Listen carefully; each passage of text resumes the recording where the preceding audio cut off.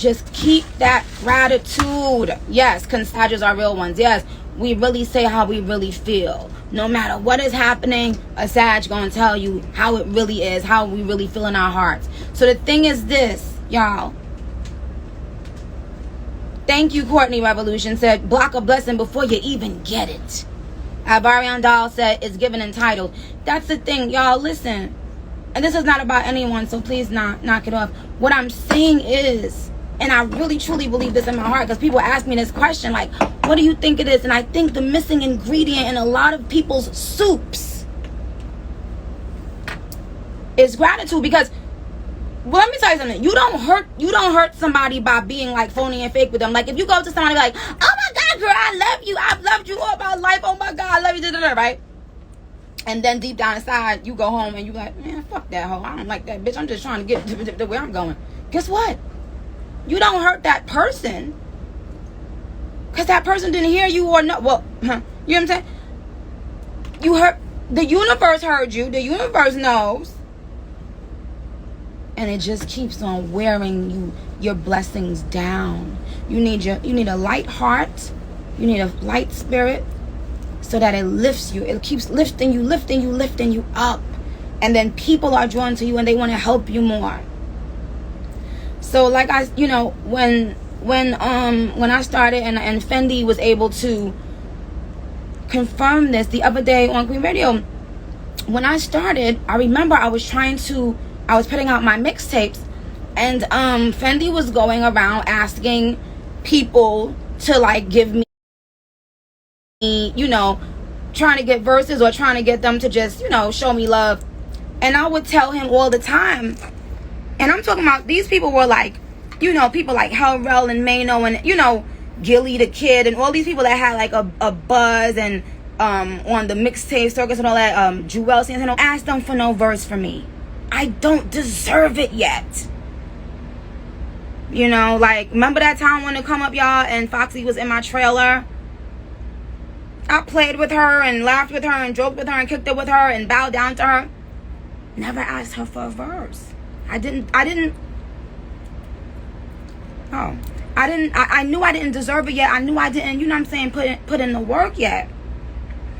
And I wanted it to be that when people did something with me or for me, it was because they truly finally believed in me, because I wasn't giving them their props in order to get anything back. You understand? Give props because you love someone. You see, someone told me the other day, oh, I used to this, that, and the third, but now I can't give you props openly because I feel like da-da-da-da. You can't give me props openly anymore, sweetheart, because you're jealous of me. You don't want me around. Sometimes, skilly-wa blood clot one, if that's the real you. You see, people, I'm going to give you an example. There's been times me and Foxy Brown throughout my career have been going back and forth on the text message at odds with each other, right? I'm talking about really going at it. Because me and her both spicy Trinis, and we both a little, you never knew about it. You never knew about it. I talked about the time when Wayne kicked me out of Young Money earlier on. You never knew about it. Fuck you mean you can't give me my props anymore because of XYZ. If you love an artist, you give them their props because of how they benefited you. If a person inspired me, that means I don't give a fuck what they do personally or say personally. My son right now is living in a mansion because Foxy Brown inspired me. Therefore, if me and Foxy Brown have an argument, you won't know about it. If me and Lil Wayne have an argument, you won't know about it. Because it's two different things. It's two separate things. It's Lil Wayne the artist and Dwayne Michael Carter the human being. So if Dwayne get on my nerves and he breaks some crazy outlandish record, I'm gonna say congratulations, Little Wayne. Congratulations, Foxy Brown. But whenever you feel in your heart and your spirit that your heart is heavy to give somebody that you claim inspired you props, call it what it is. You're jealous, and y'all, a lot of times y'all prefer giving props when the person isn't around doing their thing. You see, when I'm on a hiatus, everybody give props, right? You see how I'm trying to talk like a young little? I said, right? Listen to me. Y'all want to give props when the queen ain't around. But you gotta move around when the queen is queen. And that's why you don't give me props, sweetheart, when I'm back off of my hiatus. That's why. That's why you feel icky inside. You feel like, But you giving other people props. But you're not asking that other person for a verse. You know why?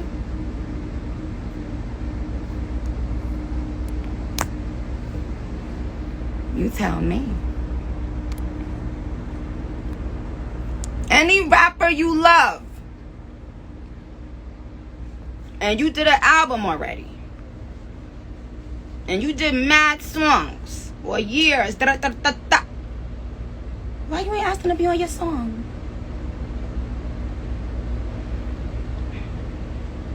Why you ain't asking to be on your album?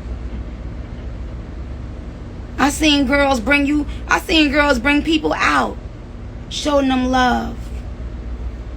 Ain't never did a song with them yet, Jab.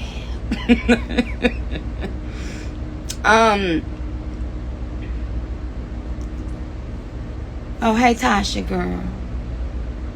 So, my thing is, thank you, Jay. I'm always give my flowers to people. But we gonna get into some things on the next Queen Radio. And I just want to tell y'all I love y'all so much. I'm doing something that I'm so excited about today and so grateful. But I wanted to take 2 seconds to tell y'all I fucking love y'all. You know, I miss the UK too, Lip Mirage. I want to say I love y'all. And shout out to the girls on Queen Mix.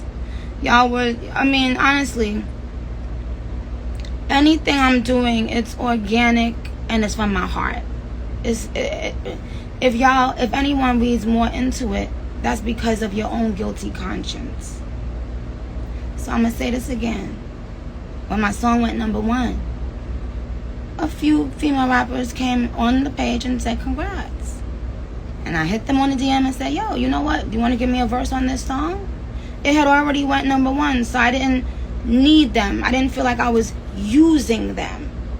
And that made me feel more comfortable. So it was such a pleasure working with them because I'm gonna tell you, as an artist, I don't like having to turn over verses quickly.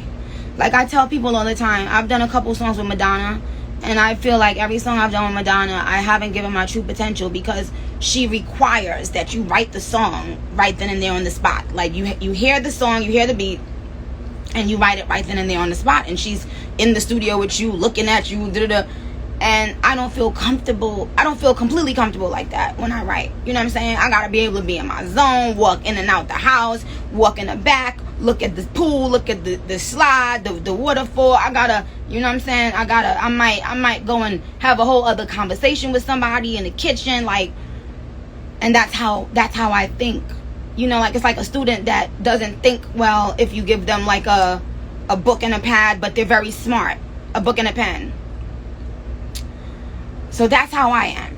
If you sit me down, you know, so whenever I have done a song with Madonna, I always feel like it might be an 8. It might be an 8 at best verse, but definitely not a 10. Right? So I always feel like Madonna is hindering herself and the song by not allowing me to do what I do in the creative space realm that I do it in, for me to be great. But you know, she's the fucking queen. And you know, when she called for a verse, you just be like, okay, Miss Madonna, I'ma be the girl, you know? And you do what you have to do, and you respect the queen. You understand? When I was doing Flawless Remix, Beyonce came up to the studio, you know, said hi, whatever, but she didn't stay. She was in a different room that happened to have different floors. But of course, Flawless was already out, so it was a little bit different, right?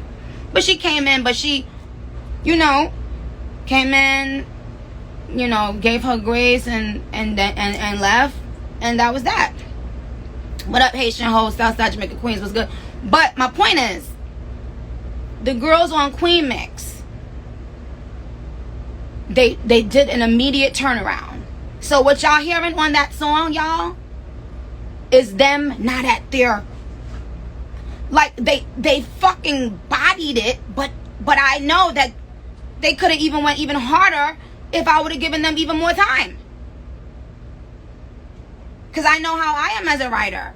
The more time you give me, or the more crazier the verse gonna be. So the fact that they did it in a short amount of time, and then bodied like they bodied it, that's when I said, oh, okay. So I want to, again, I'm about to get off, y'all. I want to, and shout out to all 50,000 of y'all. I want to, again, just say thank you to Malibu Mitch, Bia, Katie Got Beans, Akbar V, JT. Okay? So yes, I've been promising you guys that I'm gonna go live with them, but I've been a little busy for the last couple days, but I'm gonna see if when I finish up here, if we can make that happen. Anyway, let me go, because the other person is on set that I told y'all about.